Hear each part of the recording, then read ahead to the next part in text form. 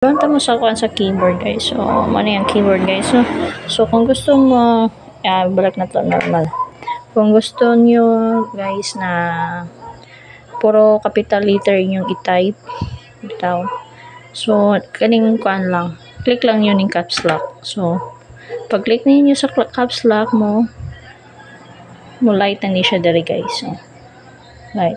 So, kung gusto ninyo guys na gagmay na pod nga letra, dili siya capital tanan, dili naka capital letter tanan yung text. So ibalik ko yung tuplok diri ang caps lock guys.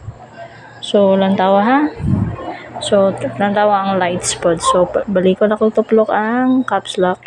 So mawala na tong lights dito. So means baba na siyang yung capital letter. Click na to, caps lock. Dugo na siya. So, try na to ha.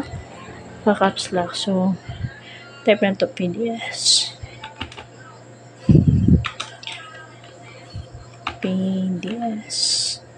PDS. Copy.